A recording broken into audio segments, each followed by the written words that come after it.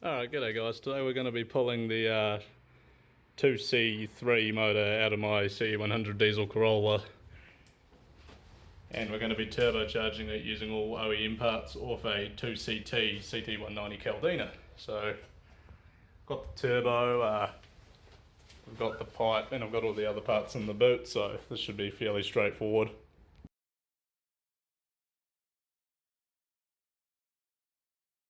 What we're going to do today is we're going to prepare the engine to be pulled out of the car, so we're going to be unbolting anything that we don't want connected to it when we pull it out, draining all the fluids, and then we'd need to crack the axle nuts and get the axles out. So the plan is to pull motor and box straight out, put it on the tyre over there, and then bolt all the turbo shit up to the motor, put it back in, and then I will get a diesel specialist to finish tuning it because I got no idea what any of this shit does.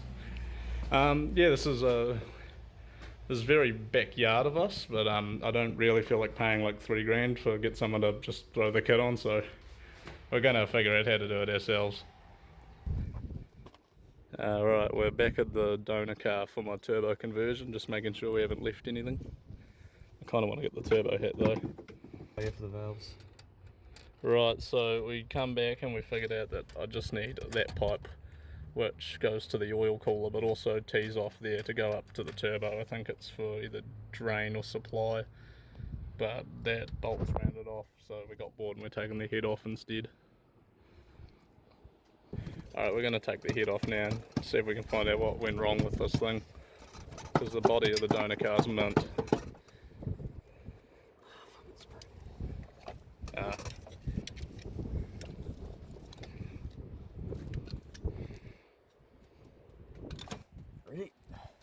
Alright, the head's coming off.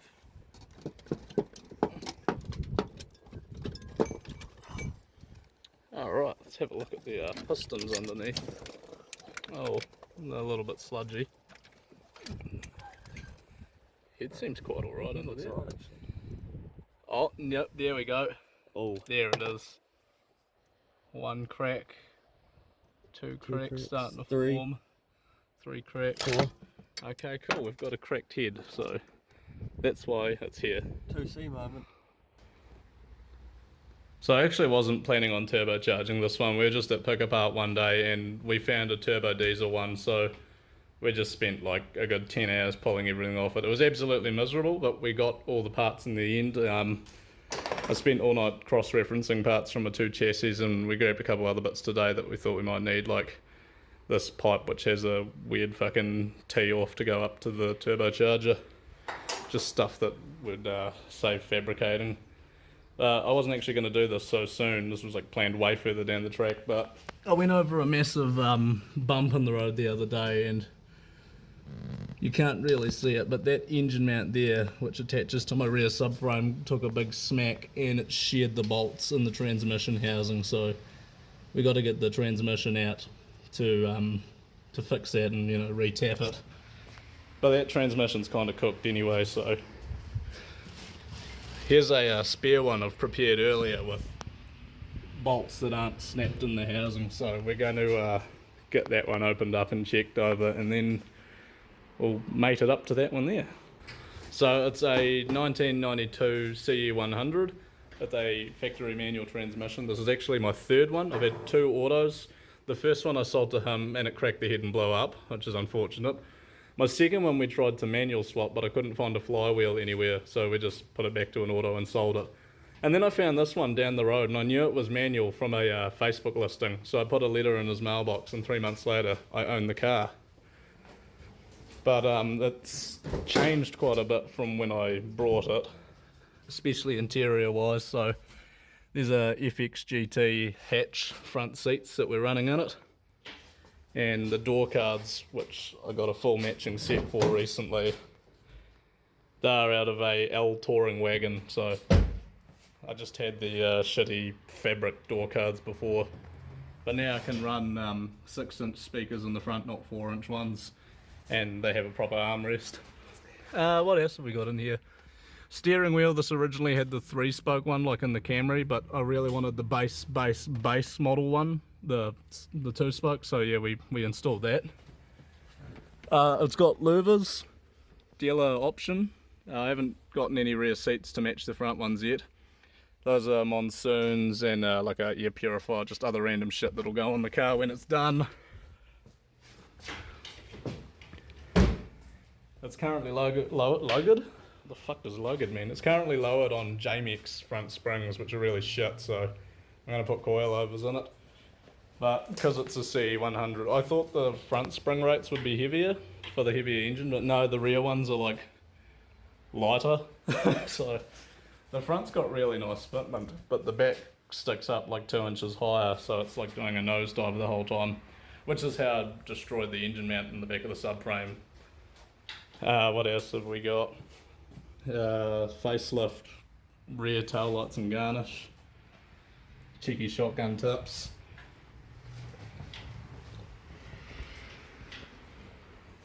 Nothing's been done motor-wise other than just tune-up stuff. Like, I just got new injectors the other day, literally like a week before the whole engine mount thing.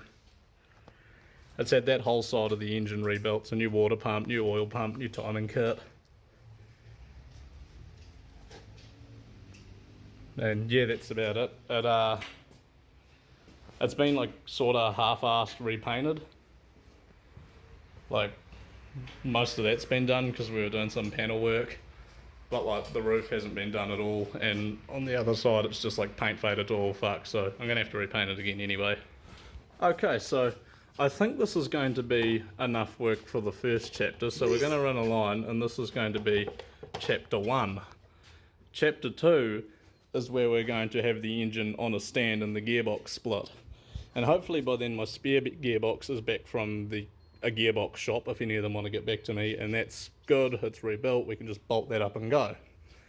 So in the next chapter, which will be another 2-hour long video, that'll be us bolting on all the stuff that we got from the other car. Yes, you Bailey, you're doing it. Right, so we've taken inventory. I'm not going to record us doing that because it's boring. It was just us bagging and tagging for like 2 hours. But we're now going to move on to step 2, where we're going to remove the battery and the intake. So we're going to be using Bailey's tools because my tools are really shit. And he's going to begin removing the battery and the intake. Now, in case all of this goes horribly wrong and we can't turbocharge the engine, we're going to want to keep all of that in good condition, so I've brought a large bucket to put the intake and other stuff into if this all goes horribly wrong. But if you're seeing this video, we've probably done it or the car's blown up and this video's just here for the laughs. But we'll figure that out down the line. So that's the battery hold down, that's our first part. It'll be going in the bucket. Now the battery's quite heavy, so we're not going to put that in the bucket, we're going to put that on the floor actually. On the floor? Go on, don't be shy. Come on. Uh-oh.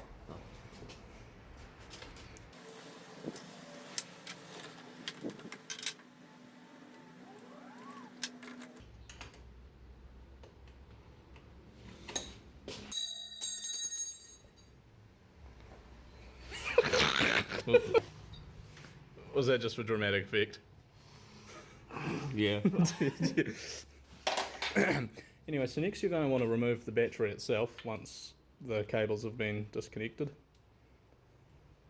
And you want to put any hardware back on so you don't lose it, because then you'd have to go buy new hardware, and that's annoying. So the battery's coming out, and now we can see that's one of the engine mounts that we need to remove, so we're probably just going to take the bolt out through the centre and it'll just come off with the transmission. So next we're going to have to remove the intake. So you've got these clips on it. I said you've got these clips on it if I can find them.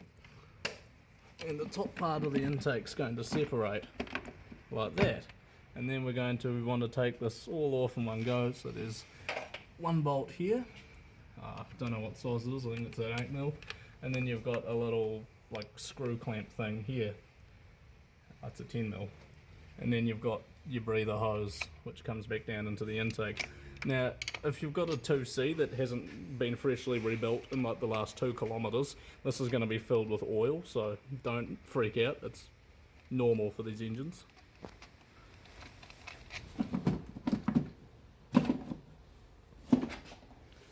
there's your whole top half of the intake. As we can see, it's filled with sludge. And if we look into the intake manifold, it's hard to see because of the lighting, but it's also filled with sludge. And here's the air filter. That I'm going to replace while I'm at it because that's pretty fucking charred. So we're going to put that there for safekeeping. Next we want to remove the lower part of the airbox out, which is these 3 large screws and the washers. We're going to want to keep the washers as well because it'll jostle around without them. So now that we're looking in here at other stuff we want to remove, we might need to remove the filter housing to get it out of the way. The harness I can follow to this point. There's a connector here, there's a connector there. That's all for the vacuum system, which I want to try remove because I think a lot of it's to do with the EGR, and we don't want the EGR, we don't need it. So we're going to create a block off plate there as well. But if we follow the harness round, it goes down into this plastic shell, and then it goes down to where I can't see it, but it should run into the starter motor, the AC compressor, and somewhere else down there that I'm sure we'll discover as we try to pull the motor out. And it also runs up here to that relay, which I'm not 100% sure what it does, and then your diagnosis port, which I don't actually know what information this would give you because it's old as fuck and it doesn't have an ECU. But now we're going to pull the lower intake box out, and there's a little clamp holding it to that part of the harness.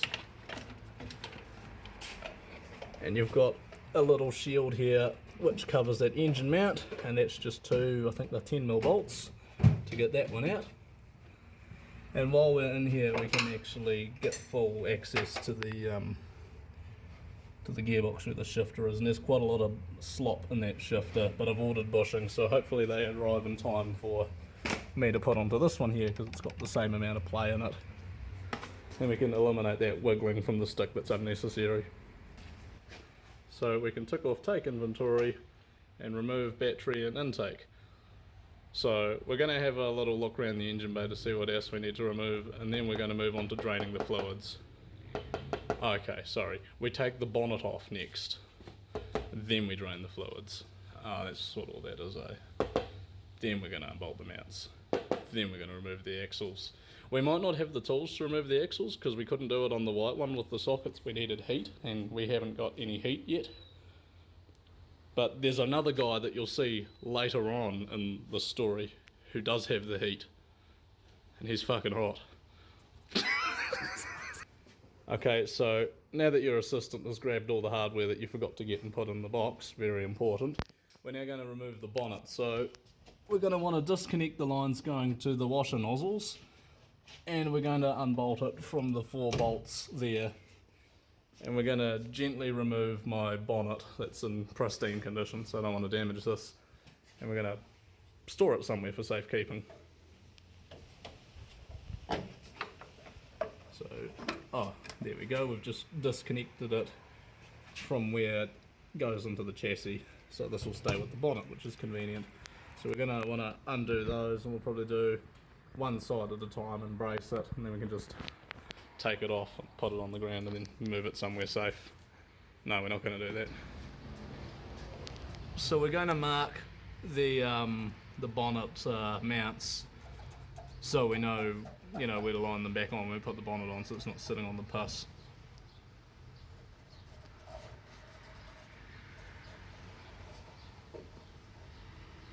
So we're just going to use a bit of permanent marker to trace around it, which will give us a good idea of where to line it up, and then we can just shimmy it around from there.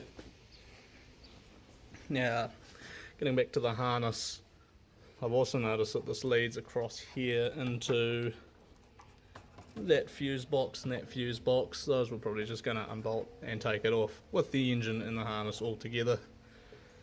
And then from there we'll mark out what goes where on the harness once it's off the motor, so we know where it goes. Alright, if you've been following the instructions so far, you should have a very clear visible engine bay with no bonnet, and you should have an undamaged bonnet sitting up like that. Now I don't actually know if you're meant to store it on that side or like on the points, but we've always seen it done on the points, so we're going to store it on the points. So now we've got nice clear access to the engine bay, so the crane can come in and pluck the engine out. Right, so now that we've got clear access, we can put the turbocharger down there. Now we're using the Toyota Bluetooth setup. I kindly found it online. ChatGPT actually suggested it for me. So you just put the turbocharger there, and it actually Bluetooths the oil and the coolant lines into it, and the boost. There's like a invisible bridge here where the boost goes. So, you know, we've just successfully added about 7 horsepower to the engine. This is done now.